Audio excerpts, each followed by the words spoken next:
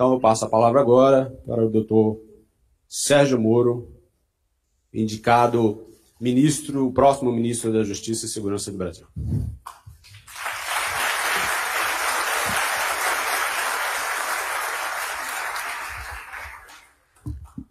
Boa tarde a todos. Gostaria inicialmente de cumprimentar e agradecer o gentil convite que me foi feito pela HTV, pessoa do professor Quintela. Gostaria de cumprimentar todas as autoridades aqui presentes, prefeito Crivella, governador eleito Wilson Witzel. São várias as autoridades, não teria condições aqui de dominá-las todas. Tomo a liberdade de cumprimentar todas as demais na pessoa desse formidável colega, desculpe a gafe, não mais colega, mas amigo, o doutor Marcelo Bretas, um juiz destemido que faz um incrível trabalho aqui na cidade do Rio de Janeiro.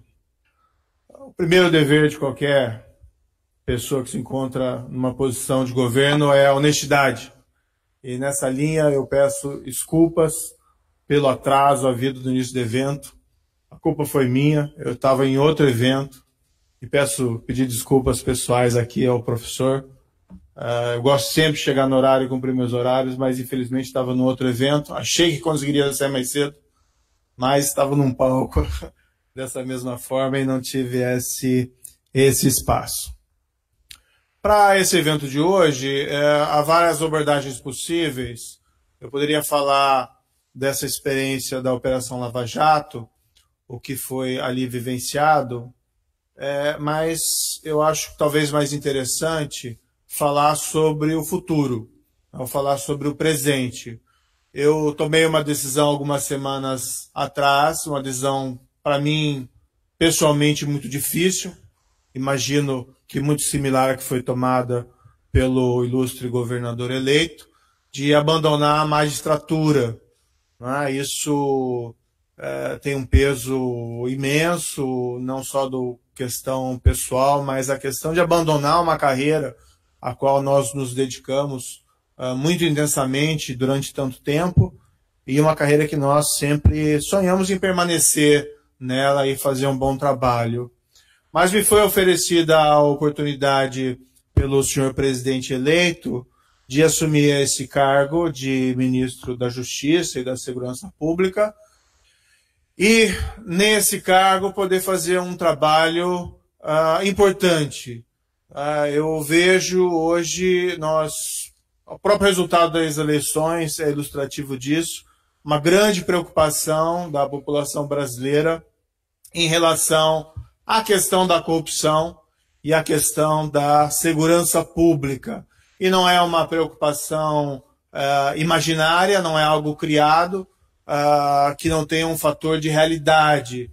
O que nós vivenciamos nesses últimos anos, em todas essas investigações conduzidas pela Polícia Federal, pelo Ministério Público e tratadas no âmbito judiciário, foi uma corrupção disseminada e descontrolada.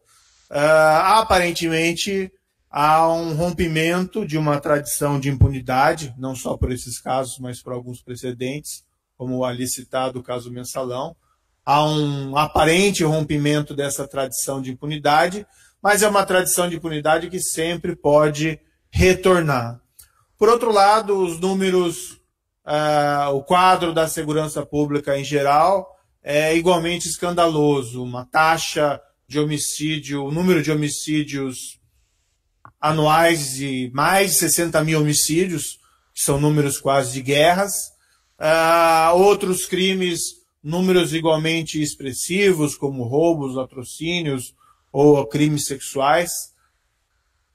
A própria situação aqui, esse estado talvez seja um dos que mais sofreu com o problema da segurança pública, resultando até numa intervenção federal decretada no começo do ano. Enfim, uma grande oportunidade me foi oferecida. Não ignoro que é um tremendo desafio, mas também não tenho a pretensão, e falando isso com absoluta honestidade, de resolver esses problemas num curto espaço de tempo. Agora é importante, sim, isso é fundamental, iniciar um ciclo virtuoso, começar a avançar e não ficar sempre com receio do retrocesso. A minha experiência na Operação Lava Jato, claro que cabem críticas a todo o trabalho que foi ali realizado, assim como cabem críticas ao trabalho de todo magistrado, mas apesar, vamos dizer assim, do relativo sucesso de nós vermos algumas figuras respondendo criminalmente pelos seus atos de uma forma talvez sem precedentes, ou com poucos precedentes, sempre pairou aquela ameaça de retrocesso, né? Sempre havia aquela percepção de que um dia a sorte poderia mudar, um dia a mesa seria virada, um dia as equipes de investigações seriam esvaziadas, um dia o Ministério Público seria cerceado, um momento a atuação do Judiciário também seria coibida por recursos intermináveis, que é a prática do Judiciário, discussões que muitas vezes não dizem respeito, de fato, à culpa, mas sim à procura de um erro técnico, muitas vezes um erro técnico criado, não propriamente real, ou até mesmo a perspectiva de leis de anistia, leis, como aconteceu na Itália, que reduzem prazos de prescrição, leis que descriminalizam condutas, enfim, todo o trabalho sendo colocado água abaixo. Eu conheci pessoas fantásticas que trabalharam na famosa Operação Manipulite, magistrados, e tendo o exemplo da Operação Mãos Livres,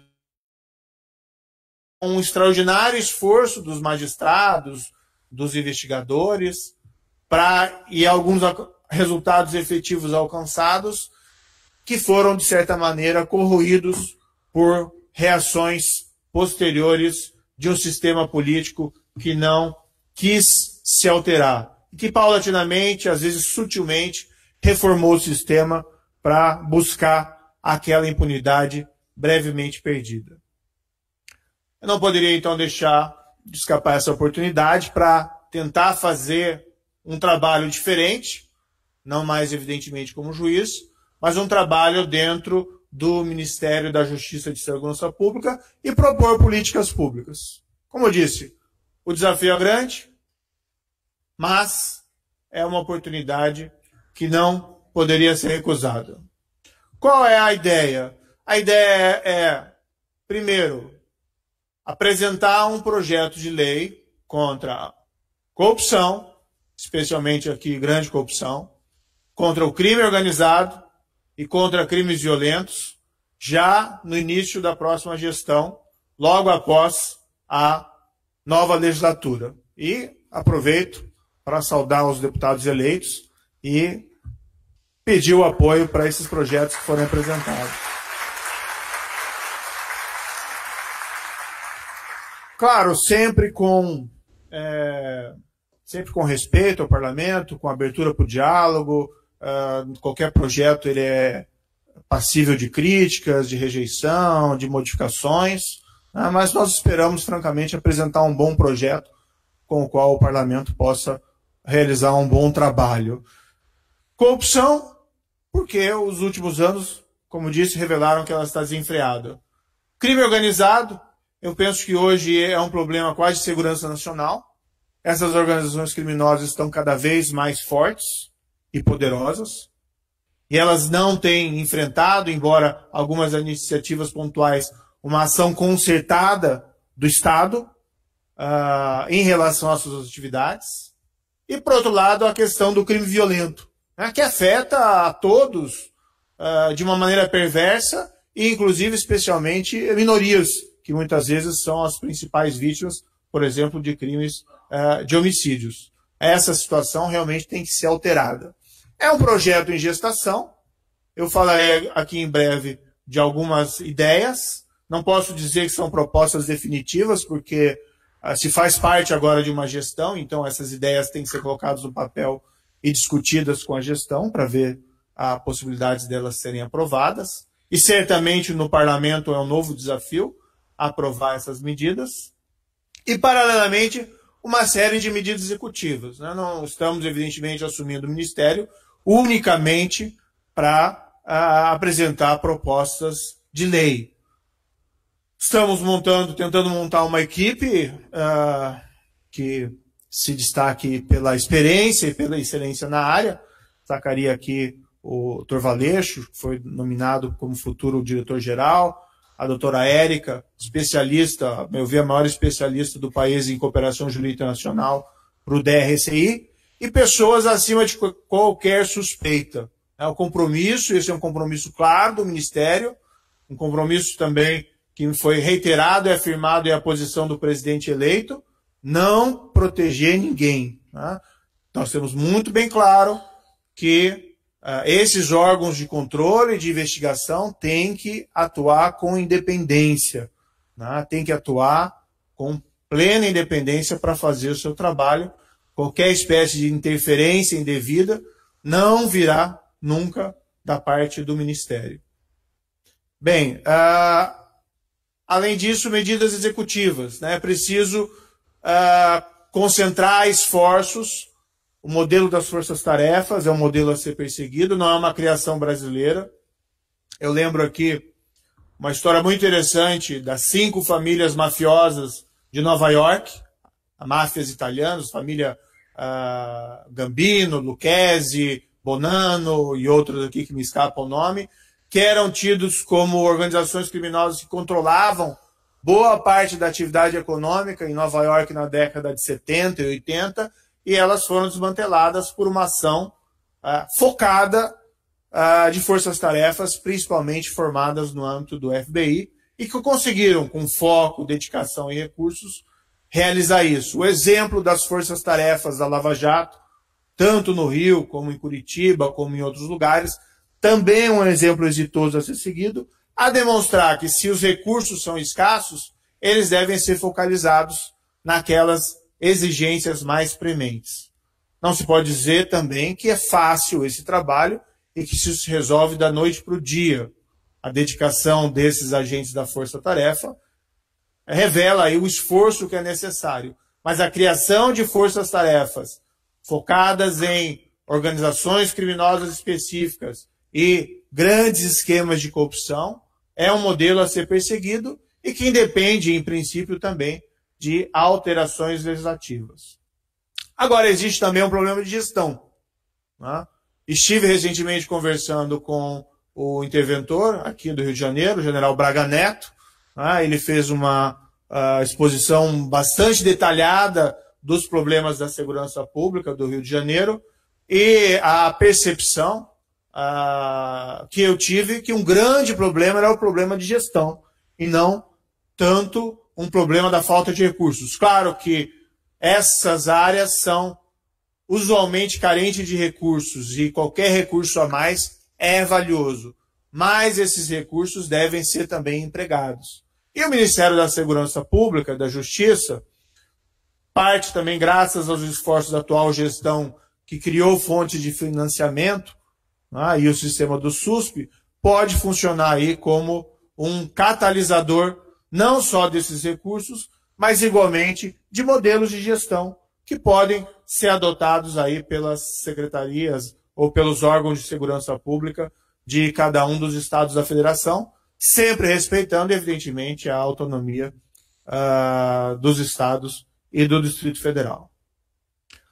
Bem, não tem condições de detalhar todas as ideias, todas as propostas, mas, como eu disse, são 3 problemas a serem atacados. Sei que as atribuições do Ministério da Justiça são maiores do que o problema criminal, mas o foco vai ser essa agenda anticorrupção, anticrime organizado e anticrime violento. Medidas executivas e proposições legislativas.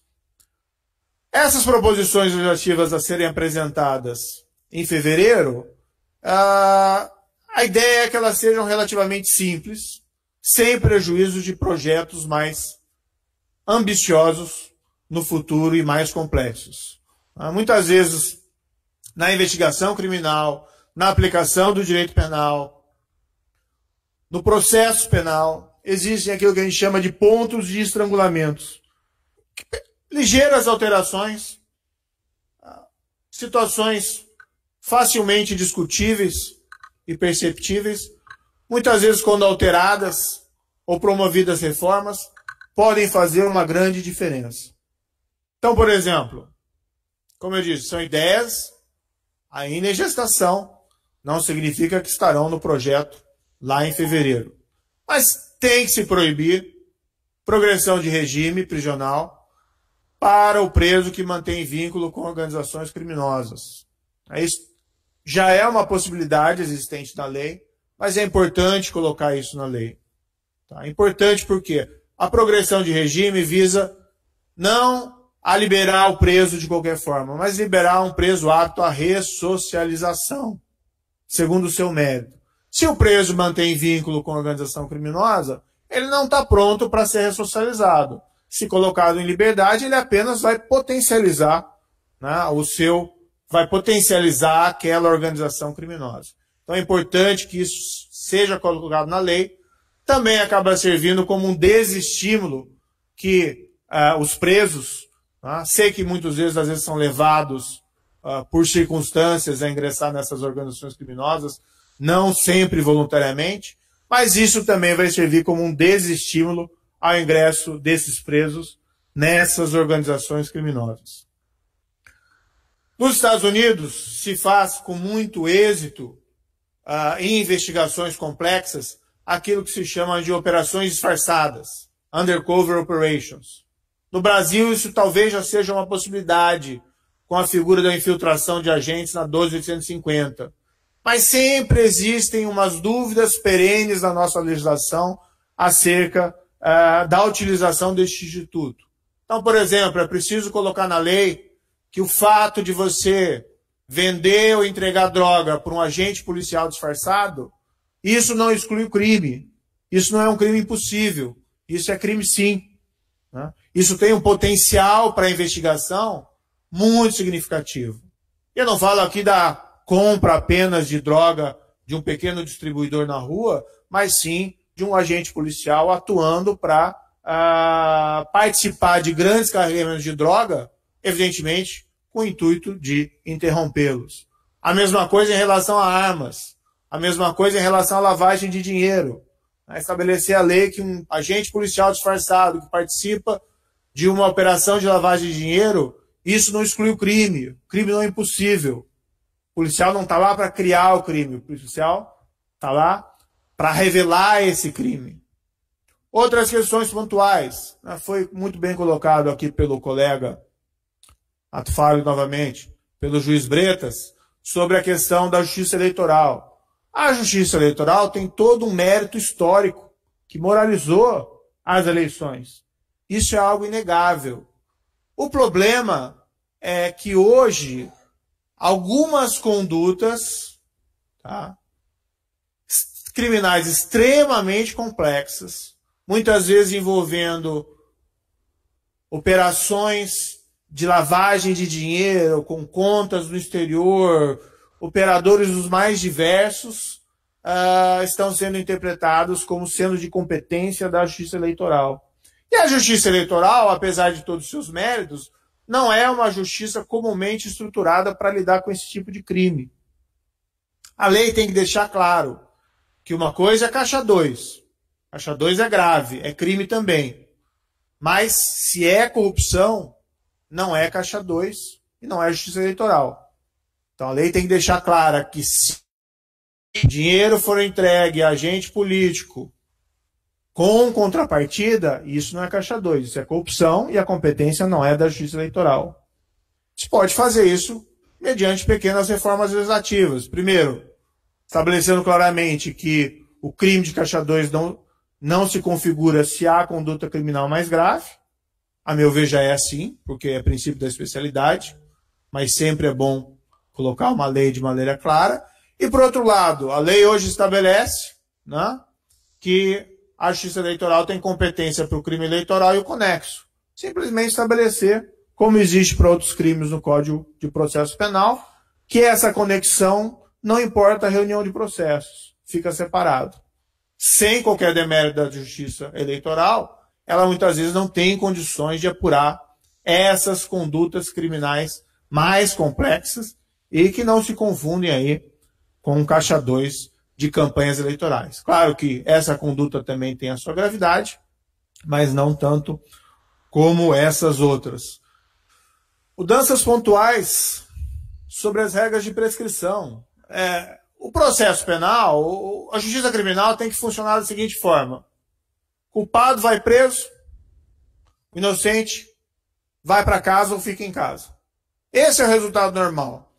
Mas nós nos acostumamos, nós criamos um sistema em que nós passamos a ver quase como normal um processo penal que termina em nulidade ou prescrição. E principalmente, não em relação ao pequeno criminoso, mas em relação ao grande criminoso. Seja o grande criminoso violento, seja o grande criminoso de colarinho branco. Tem que mexer na lei, não precisa necessariamente acabar com a prescrição, mas mudanças pontuais nas regras, né, vão evitar esse resultado indesejável desses processos e, quem sabe aí, possibilitar que a justiça se ocupe mais de julgar mérito, se a pessoa é culpada ou não, do que essas questões mais formais. Então, algumas alterações específicas aí podem fazer uma grande diferença em relação a esse tema. Também se estuda regular mais estritamente as comunicações dos presos em estabelecimentos penais de segurança máxima. Tá? É pouco tolerável que se continue a comandar crime de dentro das cadeias. Eu falo até brincando às vezes, olha, a grande vantagem dessas organizações criminais que se estabelecerem em presídios é que se sabe onde elas se encontram. Então, pelo menos, parte do problema pode ser resolvido. Nós sabemos onde eles estão. Agora, precisa retomar o controle das cadeias no Brasil. Claro que isso não é algo tão simples. Se fosse simples, isso teria sido feito no passado. Mas, como eu disse, tem que se iniciar, né, um ciclo virtuoso de reformas nessa área específica. A justiça também tem que ser, vamos dizer assim, tem que ser aliviada de casos banais. Nós devemos introduzir, dentre as proposições, uma espécie de instituto de plea bargain no Brasil.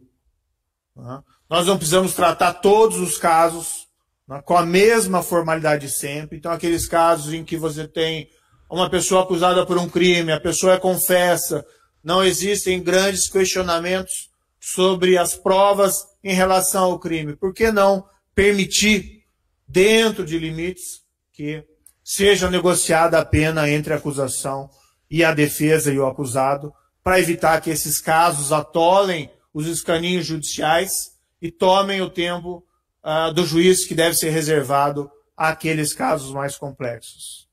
Enfim, são basicamente mudanças muito pontuais. Também ali, e aí eu finalizo com essa última proposição, não são todas relativas aí ao crime de corrupção. Aquela ideia de que agregar pena abstrata resolve o problema da criminalidade, eu particularmente acho um erro. Né? As penas previstas em abstrata legislação já são, em geral, até elevadas. O grande problema é o tempo de prisão fechado real. Tem que se mexer, quando se for mexer nisso, nas regras de progressão de regime e de recebimento de benefícios prisionais. Claro que existem crimes mais leves que tem que ter uma progressão diferenciada, visando sempre a recuperação e ressocialização do preso, mas tem casos de gravidade, às vezes crimes bárbaros de sangue, que nós vemos na imprensa brasileira e que muitas vezes, pouco menos de 10 anos, a pessoa já está progredindo do regime fechado para um regime semiaberto que hoje em dia é praticamente quase liberdade. Tá? Às vezes saindo parricidas, saindo em benefício em Dia das Mães. As pessoas não entendem isso, não compreendem, e é dever das instituições dar uma resposta em relação a essas questões. Enfim, essas propostas vão ser colocadas no momento oportuno no papel, vão ser publicizadas a toda a sociedade, e esse ambiente também é extremamente propício para que nós possamos pedir ideias e sugestões. Ou, se essas ideias e sugestões tardarem, que no momento da publicização desse projeto, as naturais críticas que sejam pertinentes para que nós possamos aprimorar esse projeto.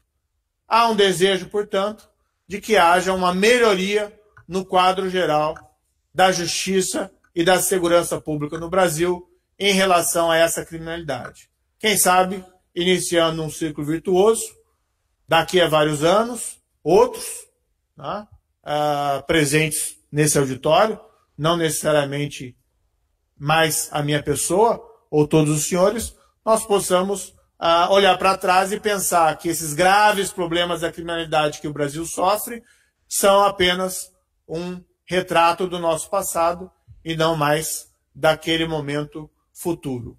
Nós temos muitas vezes uma crença de que alguns problemas permanentes do Brasil são problemas naturais, quase como doenças tropicais, que nós temos que aprender a conviver com esses elevados índices de impunidade, de violência, de criminalidade, e que nós não podemos fazer nada a respeito.